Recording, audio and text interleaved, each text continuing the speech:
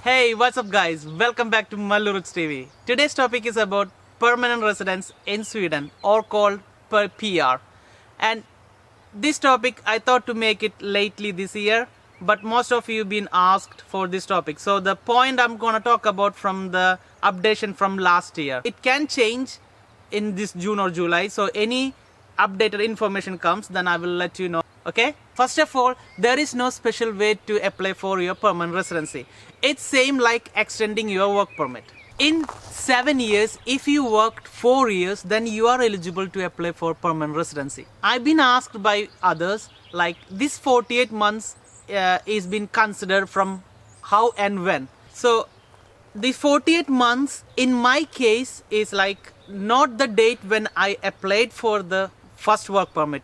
It's the date when the migration board given the decision on my work permit. So from that date to the 48 months, that's how they will consider as a 4-year period. This 48 months can be as a permanent contract or a fixed term contract. In my case, I have a fixed contract. From the last update from 2021, there are two main points I would like to express more, which is when you apply for a permanent residency, you need at least 18 months of contract while they're checking for your permanent application. Okay, that's the first update they done last year. Some of the other question I've been asked, like not everybody is getting a permanent contract, especially me, I'm having a fixed contract. So if you don't have an 18 months contract, what will happen?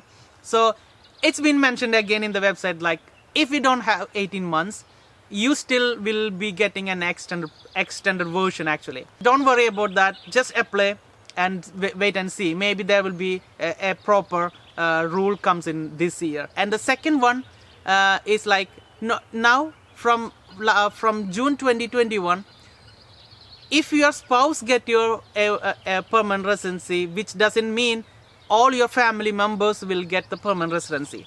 Now there are some criteria they put it on for the spouse members and for children as well. So for example, now even your spouse need to have a work to apply for a permanent residency, which means they didn't mention properly how much salary you need as a spouse, but as a rule of thumb they said an adult it's like a 5,000 something, like that is like a main applicant, and a spouse which need at least 8,000 plus, that is like 8,300 something. I will put the numbers here. And for the kids who is younger, for 6 and younger, they're having a 2,000 or something like that, and the 7 plus is like 3,000 plus.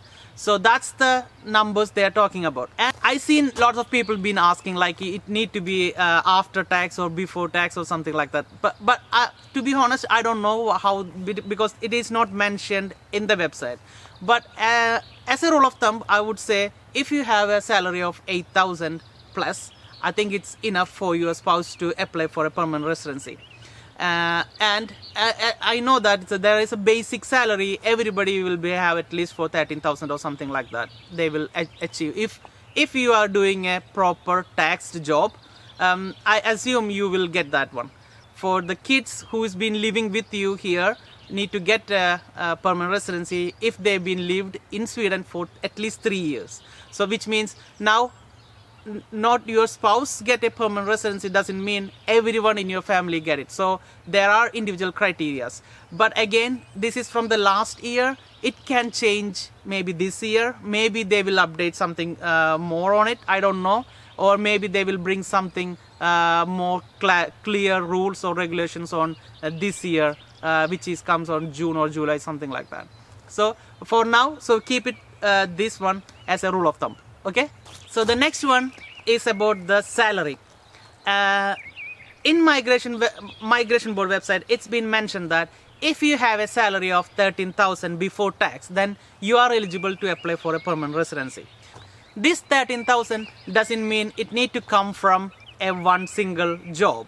It can be from the two different jobs. Again, if it depends, again, some of the contract you get as a like 70% and 30%, 50%, 50%, something like that. But if you get a contract 100% and you don't have 13,000 13,000, and I don't think that will be eligible actually. And even some of the consideration they can get you, that if you're getting some kind of benefits, that also consider to apply for a permanent residency. But again, these any more kind of complicated cases can take long to get a permanent residency. Okay, but if you have or had 13,000 before tax, then you are eligible to apply for permanent residency. Again, it's been clearly mentioned in the website that if you have a higher salary, then the chances of getting permanent residency is higher, because they are not looking for your future job or future career you have. They are looking for the present job and how much salary you are earning. And there is one more thing I've been asked for many, because if your contract says something like a 13,000 or like a 20,000 and you are getting paid less than that, then that will be a question, and it can take more time to get a permanent residency. But anything more than it's been mentioned by your collective agreements, like for example 20,000, and you are getting maybe 25,000 one month, and next month 21,000. But if it is less, then you might be asked by the migration board like why it's been why it's been less. So if you don't have a proper answer, then it can it can take some time to get your permanent residency. The next one is about your accommodation, because I've been asked, and I've seen in a lot of other group chat, it's like you need a bigger house, you need a 3 or 4 room apartment or something like that. In the migration website, it's been mentioned that as far as I know, it's been mentioned like if you have 2 kids and a husband and wife, and 1 room and 1 kitchen is more than enough actually. So they are mentioning like for 2 kids, 1 room is enough, 1 bedroom is enough. So maybe they're thinking like father and mother can live or they can sleep in the kitchen or somewhere.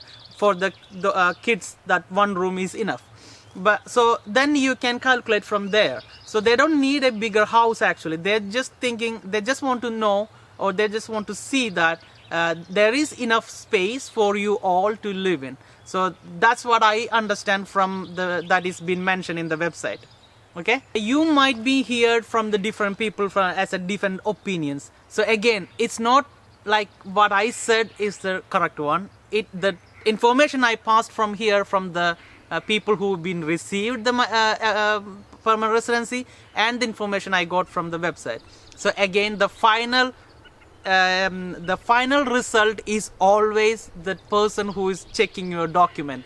So it's not like there is one rule. As far as I know, it's like that. It's a scripted one. They look for your script. They look for the script they've been given, and they look for your story.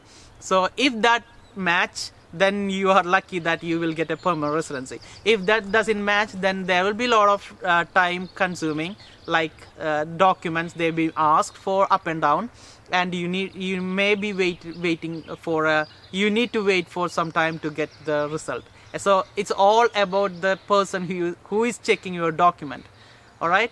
And last not least is about your record in Sweden, which means if you had or have any bad impression in Sweden, then they can reject your permanent residency application, because it can be a failure of any bills, or it can be a criminal case, or it can be anything. If they think that you are a threat to Sweden, then they can really reject your application.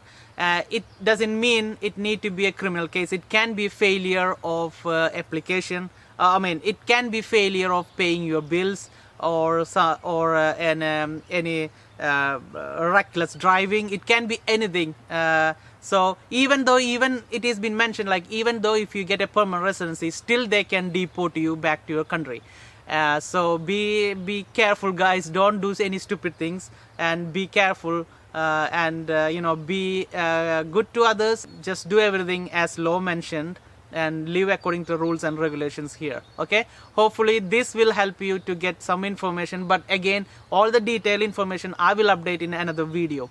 And again, this information is from the last year, so it can change in the end of it can change in June or July of this year. So any new updation, I will come up with another video. Okay, hopefully this will give you a brief idea about your permanent residency and what are the rules and regulation, and I given you a link in the description, so please go and check it out there. And yeah, please subscribe. There are people who are watching our videos are not subscribed. I can see from the chart, so please consider to subscribe if you get a value from our channel. And yeah, that's all for now, and we'll see in the next video. Until then, goodbye from Rin, Kunyu, Lexi and Toby. Bye.